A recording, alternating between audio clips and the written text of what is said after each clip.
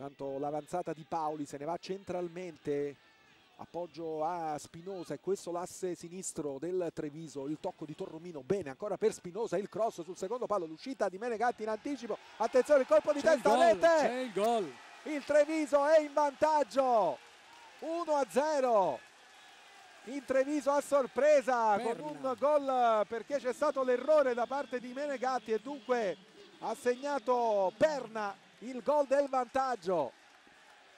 ma ad essere sinceri c'è stata un'uscita tardiva da parte di Menegatti che ha dato la possibilità a Perna di agganciare una palla. Ecco, qui lo stiamo rivedendo, lo stacco portentoso da parte di Perna. Tra le altre cose Menegatti si è lasciato sfuggire, ecco, lo stiamo rivedendo passare il pallone tra le mani, ha calcolato malissimo il tempo, la scelta di tempo sbagliata dall'estremo difensore Venezia.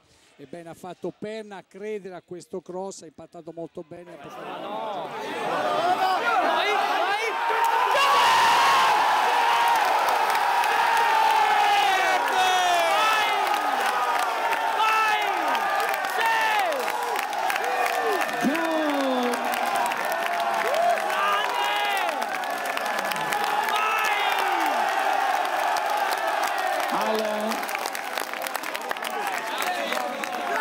Quinto minuto del primo tempo, numero 15.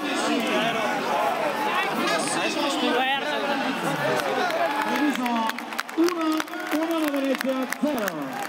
Così 1-0 per il momento in favore del Treviso, la rete di Perna, vediamo di dare la linea. C'è proprio Perna, se possiamo al volo, ecco qui l'autore del gol, Massimo Perna. Il tuo merito è stato quello di averci creduto sull'errore di Menegatti. Eh sì, ci ho provato, l'attaccante deve essere sempre là pronto a qualsiasi sbaglio dell'avversario. È andata bene, speriamo di continuare così.